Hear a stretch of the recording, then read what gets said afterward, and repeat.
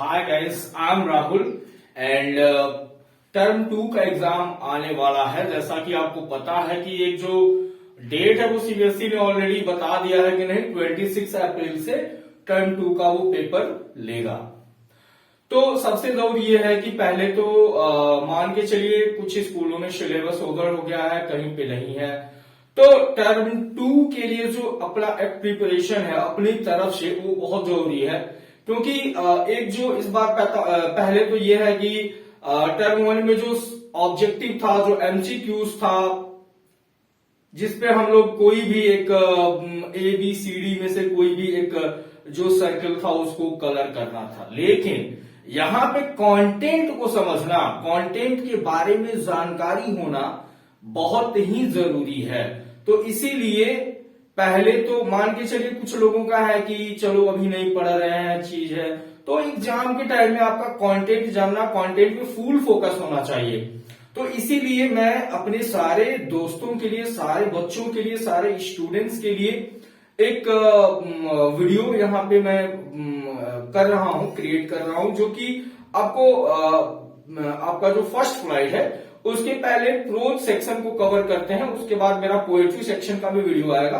पहले जो pros section है उसके बारे में बात करते हैं। तो देखते हैं गाइस, फर्स्ट फ्लाइट में, ठीक है, ये आप देख लेंगे फर्स्ट फ्लाइट में आपका जो प्रोज सेक्शन है, तो इसमें प्रोज सेक्शन में आपका क्या है कि इसमें 4 चैप्टर्स आपको कवर करने हैं टर्म 2 एग्जाम के लिए, जिसमें ग्लिम्पसेस ऑफ इंडिया है। ग्लिम्पसेस ऑफ इंडिया में सबसे बड़ी बात यह है कि इसमें 3 पार्ट्स ऑलरेडी है। पार्ट 1 है जो कि बेकर फ्रॉम गोवा है, पार्ट 2 है जो कुर्ग है, और पार्ट 3 गिवन है टी फ्रॉम आसाम। और उसके बाद आपका टर्म 2 में फर्स्ट फ्लाइट में सेकेंड चैप्टर जो आपको स्टडी करना है वो मैडम राइट द बस है, और चैप्टर नंबर 3 जो है वो आपका शर्मन एंड बनारस है। उसके बाद चैप्टर 4 जो है वो प्ले है, दैट इज प्ले, जो प्ले का नाम होगा द प्रपोजल है, रशियन ये प्ले राइट बहुत ही फेमस है, एंटन चेकव द्वारा रिटेन है। अब मैं एक एक चीजों को आपको बताता हूं। जैसे ग्लिम्पसेस ऑफ इंडिया में फर्स्ट बात करते हैं हम बेकर फ्रॉम गोवा के बारे में, ठीक है।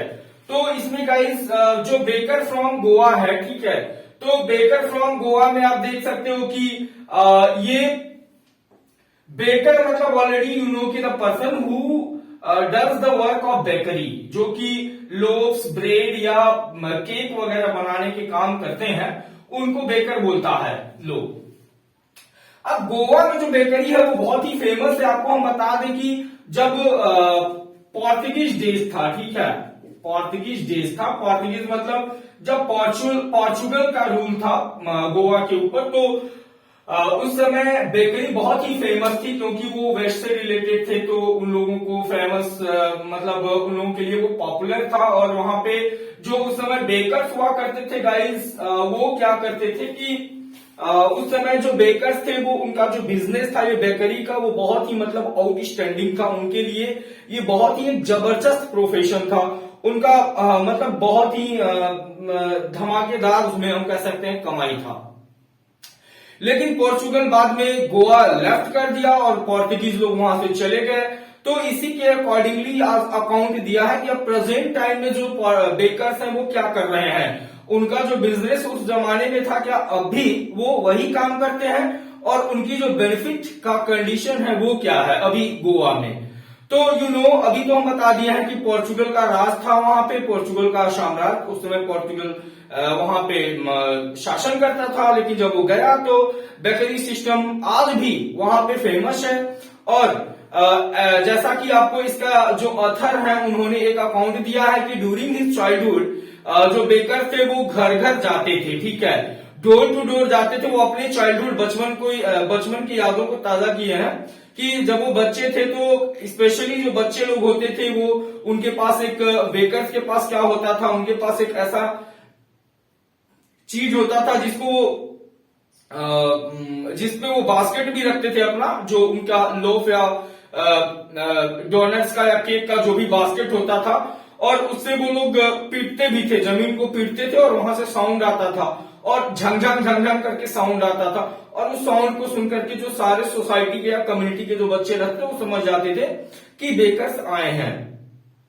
अब बच्चे क्यों जाते थे, स्पेशली तो जो घर की मेड होती थी, मेड सर्वेंट, वो ब्रेड या चीजों को लेने जाती थी, लेकिन जो उस घर के बच्चे होते थे वो भी उनके साथ भाग करके जाते थे और उनके लिए एक्चुअली वो स्वीट ब्रेड रखा करते थे, ठीक है, बैंगल टाइप का एक ब्रेड जिसको हम डोनट भी वही टाइप का होता है, तो उनके पास स्वीट ब्रेड होता था और खास करके स्पेशली जो बच्चे थे उसी के लिए जाते थे।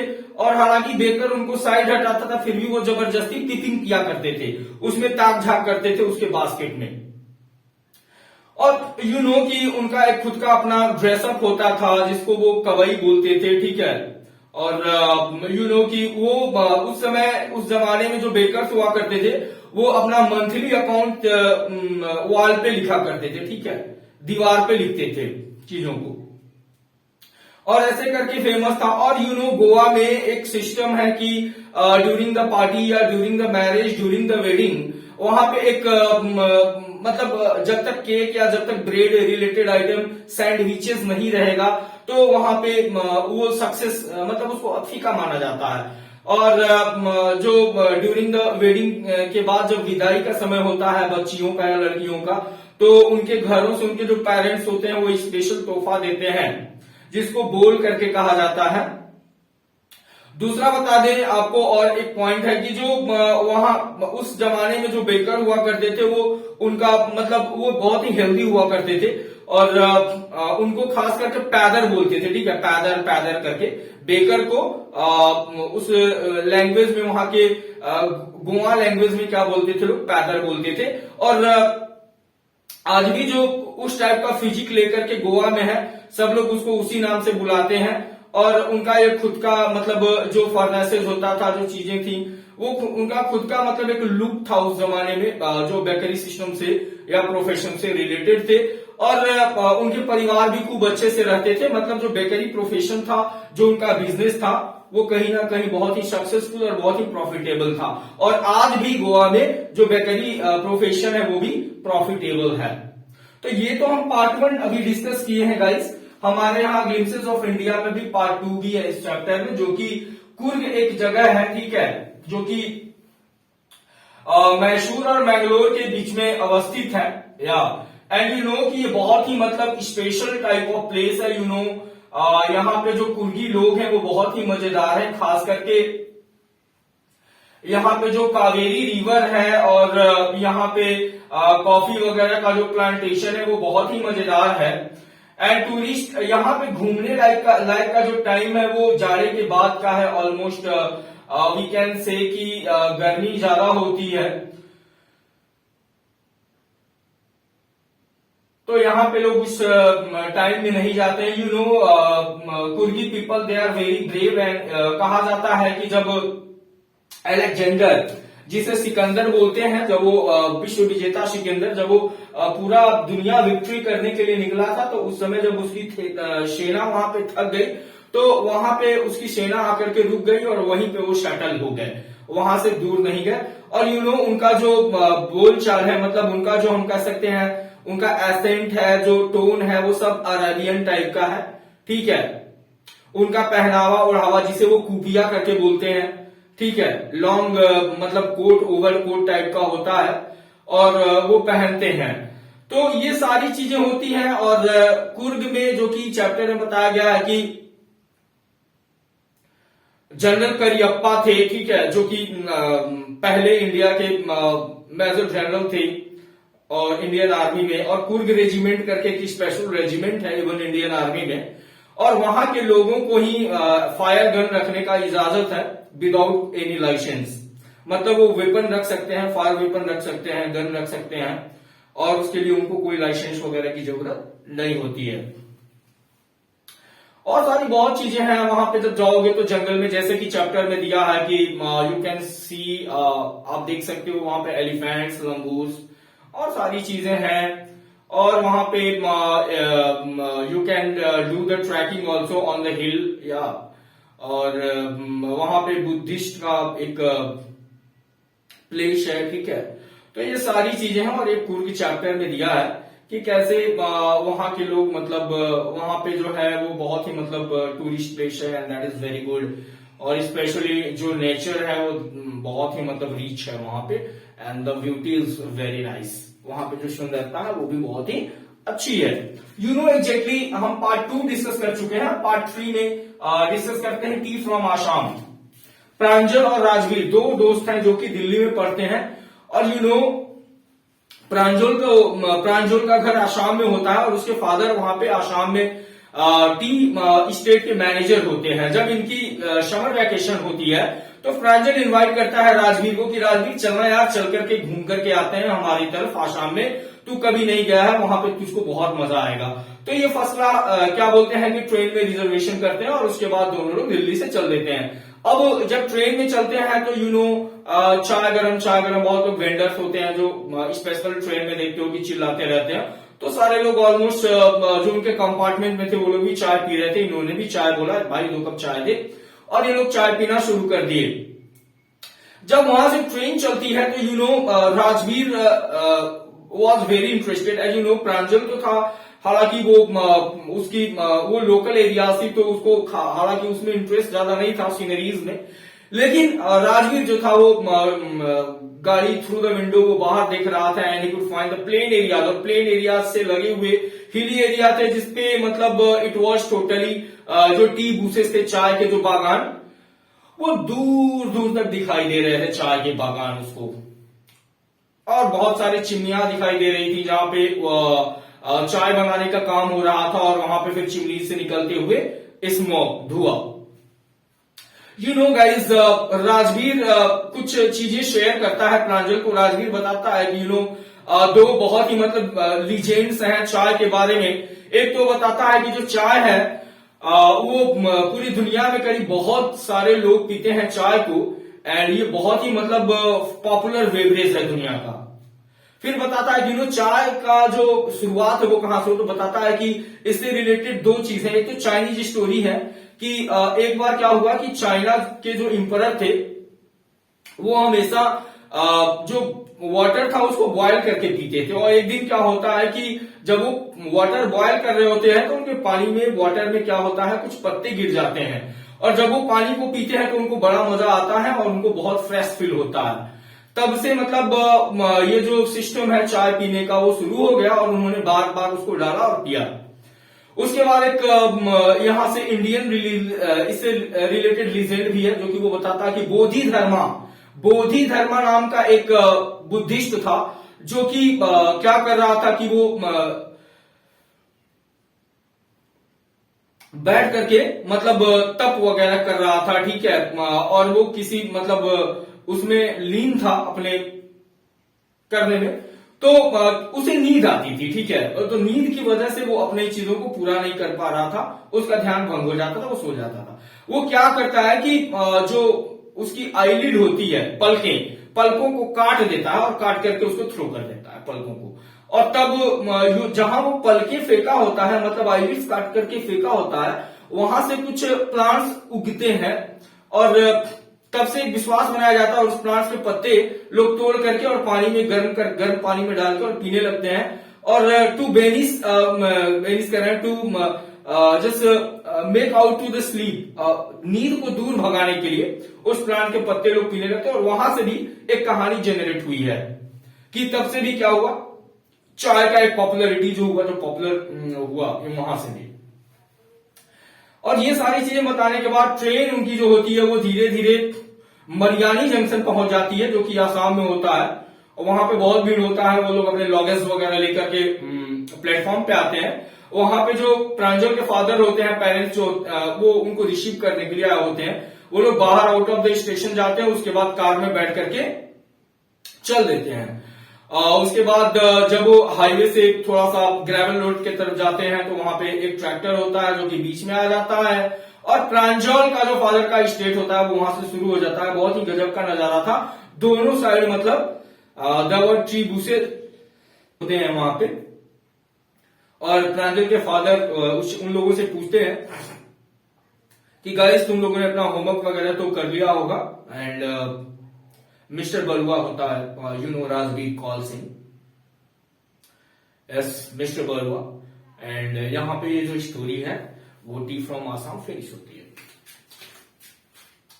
अब we have the next chapter madam rides the bus. Madam rides में राइस द बस में एक 8 years ओल्ड गर्ल है जिसका नाम वाली होता है। फुल नेम तो हालांकि उसका वलिया माई है गाइस, लेकिन लोग शॉर्ट में वाली वाली बुलाते हैं। वाली के दोस्त नहीं थे, वो अपने दरवाजे पे खड़े होकर के और बाहर की चीजों को देख करके अपना टाइम पास करती है। और स्पेशली उसके विलेज से जो बसें हैं वो क्या करती हैं कि वो शहर टाउन जाती है, उसके और टाउन से फिर विलेज आती है। अब वो वाली रोज उन बसों को देखती है और उसके मन में एक दिन जो विश है वो आता है कि मुझे भी इस बस पे राइड करना है और मुझे भी टाउन जाना है। अब उसके बारे में जो इन्फॉर्मेशन वो कलेक्ट करने लगती है, जो नेबर्स या जो लोग शहर टाउन से आते हैं बस में चढ़ के उनकी बातें सुनती है। ये पता करने के लिए आखिर में उसका जो फेयर है, भाड़ा है, वो कितना है और कितना टाइम टेकिंग है वहां पे जाना।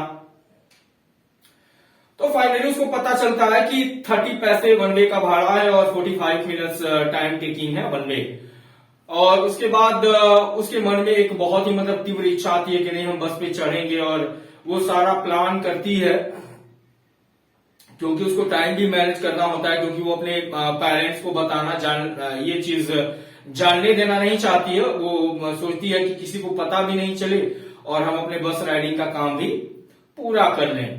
तो एक दिन वो प्लान बनाती है और दोपहर में एक्चुअली उसकी जो माँ होती है वो खाने के बाद थोड़ा नैप लेती है। नैप मतलब गाइस शॉर्ट स्लीप, जो दोपहर में खाने के बाद आदमी 1-2 घंटा सोता है।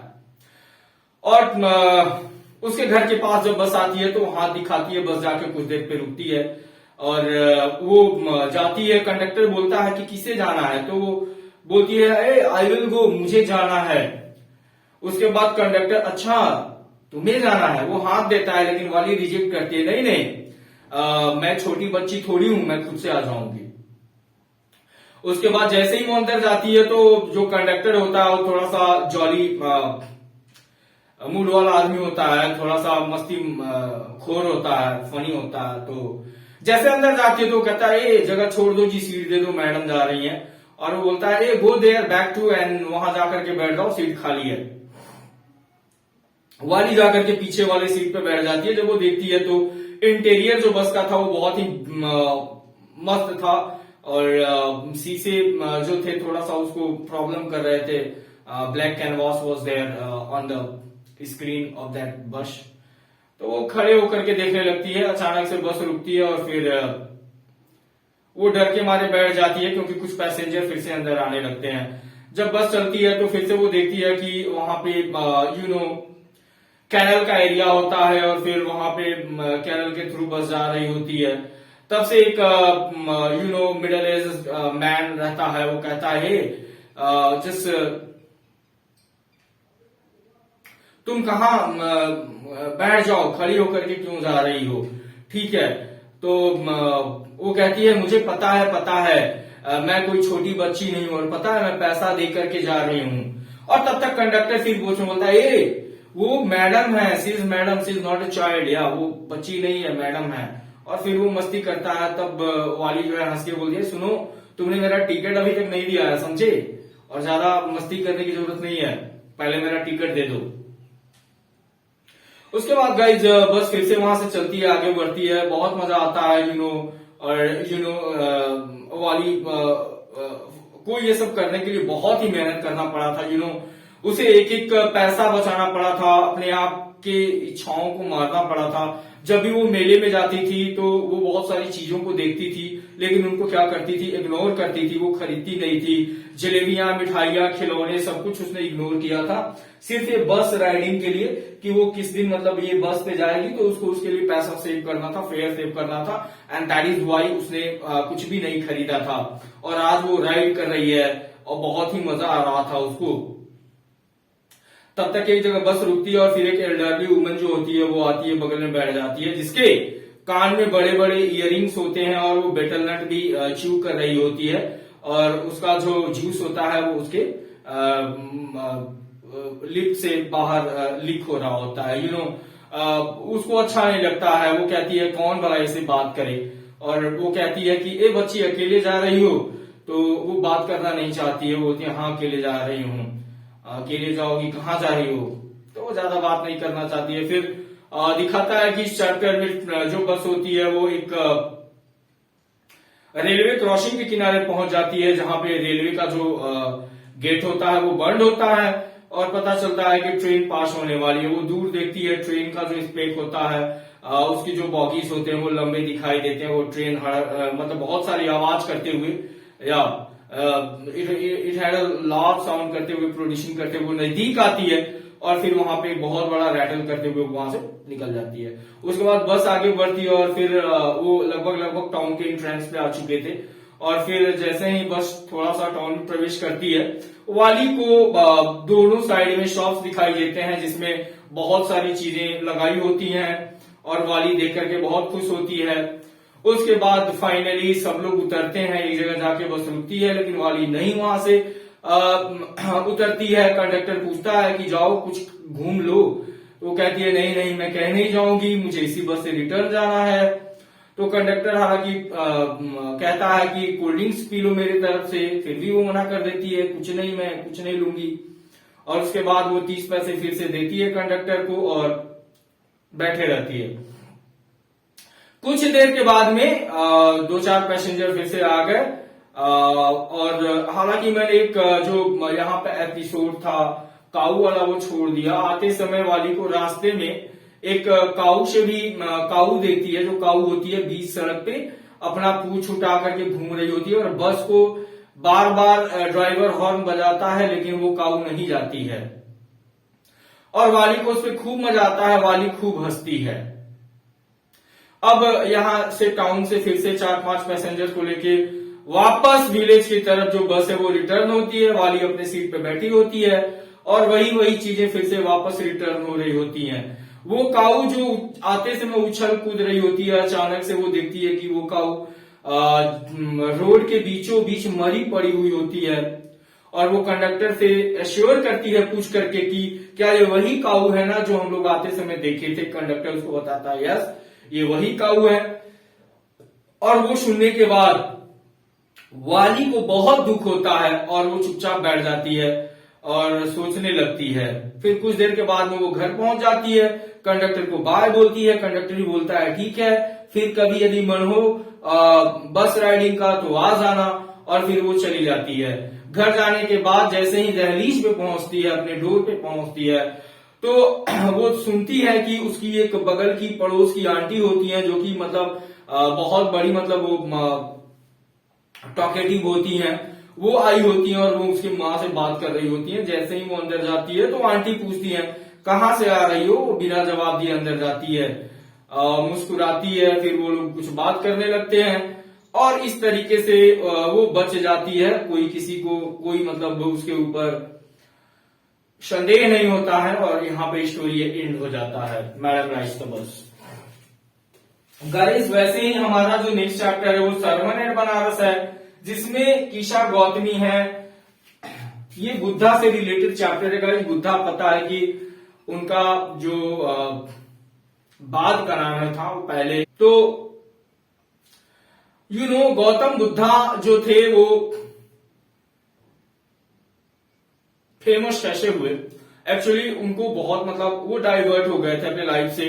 उन्हें अच्छा नहीं लगा कि वो प्रिंस के रूप में रहे अपने पैलेस में, क्योंकि कुछ चीजें उनको हंट करे। जब वो देखे कुछ बूढ़ा आदमी और ये जनाजा मरने के बाद जो होता है पोसेशन, जो अर्थी के साथ लोग कान्हा देखे, सारी चीजों को देख करके वो डाइवर्ट हो गए और वो राजपाट छोड़ करके अपना पैलेस छोड़ के निकल लिया वहां से।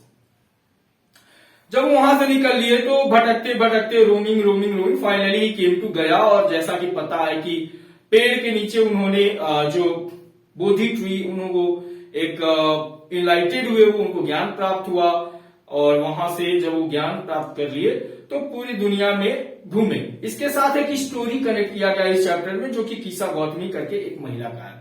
एक्चुअली होता क्या है कि कीशा गौतमी का एक लड़का होता है जो कि डेथ हो जाता है उसका, लेकिन उसके डेथ के बाद वो कीशा गौतमी इतनी मतलब स्ट्रेस्ड हो जाती है, मतलब अपने आप को संभाल नहीं पाती हैं और वो अपने बच्चे के डेड बॉडी को लेकर के चारों तरफ घूमती है और कहती है कि कोई तो इसे जिला दो, कोई तो इसे जिंदा कर दो। जब देखते हैं कि ये पागल हो गई है और किसी की बात सुनने के लिए मतलब राजी ने वो सुन ही नहीं रही है, सारे लोग हालांकि कोशिश कर रहे होते हैं कि उसे समझाया जाए कि नहीं, मरने के बाद कोई जिंदा नहीं होता है, लेकिन मानने को तैयार नहीं होती है। फिर एक आदमी कहता है कि जाओ, एक ही आदमी है जो तुम्हारे बच्चे को जिंदा कर सकता है, वो है बुद्धा। वो बुद्धा के पास जाती है और बुद्धा उसके इमोशंस को, उसकी फीलिंग्स को भली भांति समझ जाते हैं, क्योंकि वो मानने के लिए तैयार नहीं थी। वो कहते हैं इसको ऐसे नहीं, इसकी माइंड को डाइवर्ट करना होगा तब जाके ये मानेगी। उसको कहते हैं कि देखो, हम तुम्हारे बेटे को, हम तुम्हारे बच्चे को जिंदा कर देंगे, लेकिन एक शर्त है। One condition is there. Condition क्या है? शर्त ये है कि तुम जा करके एक मुट्ठी सरसों उस घर से लाओ, या वन फूल ऑफ मस्टर्ड उस घर से लाओ जहां से कोई मौत ना हुई हो, जहां पर कोई मौत ना हुई हो। वो पहले घर में जाती है, वहां पे एक मुट्ठी सरसों लेती है, फिर पूछती है यहाँ पे आपके यहाँ किसी की मृत्यु तो नहीं हुई है, कोई मरा तो नहीं है? और वहां का जो आदमी होता है वो बोलता है याद मत दिलाओ, यहाँ पे जिंदा तो बहुत कम है, बहुत लोग मरे हैं। ऐसे ही करके वो 2-3 घरों में जाती है और हर जगह उसको वही जवाब मिलता है। शाम तक वो भटकती भटकती भटकती फाइनली थक हार जाती है और जा करके एक जगह बैठ जाती है। तब वो देखती है कि उस शहर की जो लाइट्स होती हैं वो धीरे धीरे जलती हैं, मतलब अंधेरा उजाला, ये नो यहाँ पे कनेक्शन है। वो बातों को समझ जाती है। उसके बाद बुद्धा के पास जाती है और कहती है कि नाऊ अब हम समझ गए। और बुद्धा उसको फिर बहुत बड़ा मतलब वहां पे ज्ञान देते हैं, प्रीच देते हैं, रिलीजियस टॉकिंग करते हैं कि यहाँ पे जो आए हैं उसे एक दिन जाना ही है, और व्यर्थ में इन वेन अपने आप को दुख पहुंचाना ये बहुत बड़ी मूर्खता होती है। और ये सच्चाई है और सच्चाई को शांत स्वीकार करना चाहिए, बल्कि हमें ये ना समझना चाहिए कि नहीं, और अपने आप को ही हम पीड़ा देते हैं, अपने शरीर को पीड़ा देते हैं, अपने मन को पीड़ा देते हैं, बार बार सोच करके या बार बार इंसान के बारे में बात करके। तो यहाँ पे इस तरीके से जो शर्मन एंड बनारस है, कीशा गौतमी जो होती है वो बातों को समझ जाती है और बुद्धा का जो रिलीजियस उद्देश्य होता है वो उनके ऊपर काम कर जाता है। गाइस, हमारा जो प्रोज सेक्शन में फर्स्ट राइट में चैप्टर है वो लास्ट है द प्रपोजल। यहाँ पे ये स्टोरी जो है वो ट्रायंगुलर हम कह सकते हैं, ट्रायंगुलर सीरीज है, जिसमें लोमोव है, लोमोव होते हैं, लोमोव नताल्या, ठीक है ये, और उसके बाद नताल्या के फादर जो होते हैं वो चुबुकोव होते हैं, और लोमोव चुबुकोव के क्या होते हैं? पड़ोसी होते हैं, नेबर होते हैं। वन डे क्या होता है कि लोमोव चुबुकोव के घर जाते हैं और वो जा करके, हालांकि चुबुकोव बहुत ही खुश होते हैं उनको देख करके, वो उनको बिठाते हैं, आओ बेटा बैठो, कैसे आना हुआ, तुम तो मेरे बेटे हो, मेरे हीरे हो, मेरे बहुत कीमती मतलब बेशकीमती चीज हो, अरे बहुत सारी बातें मतलब उनको करते हैं। वो बैठ जाते हैं। उसके बाद वो बताते हैं कि वो वहां पे आए हैं और उनके बेटी से मतलब प्रपोज करना चाहते हैं, शादी करना चाहते हैं उसको। तो एग्जैक्टली ये सुन के चुबुकोव कहता है मेरी तो बहुत दिनों से मतलब ये हसरत थी, मेरी सच में ये दिली तमन्ना थी, मैं तो चाहता ही था कि लोमोव की और नताल्या की सच में वेडिंग हो। और वो अंदर जाता है और नताल्या को भेज देता है। कुछ देर के बाद में लोमोव जैसे ही चुबुकोव अंदर जाता है तो वो सोचने लग जाता है अपने मैरिड लाइफ के बारे में और नताल्या के बारे में, कि नताल्या जो है पढ़ी लिखी लड़ी है, वो ठीक है शादी के लिए, घर परिवार को देखने के लिए और घरेलू काम भी करती है। तब तक नताल्या का वहां पे अराइवल होता है और नताल्या कहती है ओ माय गॉड, आप आए हैं, हमको तो पापा बोल रहे थे कि कोई व्यापारी आया है, तो कैसे आना हुआ बताइए। और वो लोग बात कर रहे होते हैं। हालांकि जो वो लोमोव ने जो एक ड्रेसअप किया होता है वो बहुत ही बेहतरीन होता है, तो उसको देख के लोगों को लगता है कि शायद वो कहीं बॉल पे या पार्टी पे जा रहा होगा, लेकिन ऐसा कुछ होता नहीं है। उसके बाद वो बताता है गाइस, यहाँ पे ऑक्सेन मीडोज करके एक जगह है,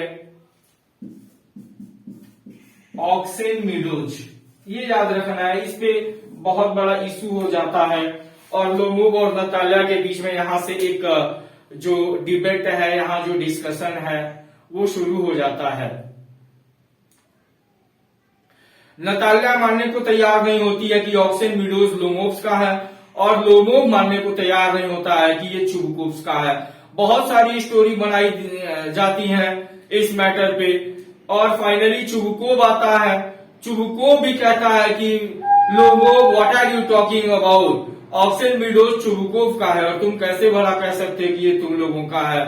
और बीची में लोगोव का जो हार्ट है वो बहुत ही मतलब प्रॉब्लम से गुजरता है, उसका पैल्पिटेशन जो धड़कन होती है वो बहुत तेज होती है और वो अपने हार्ट को क्लच करके पकड़ के बैठ जाता है।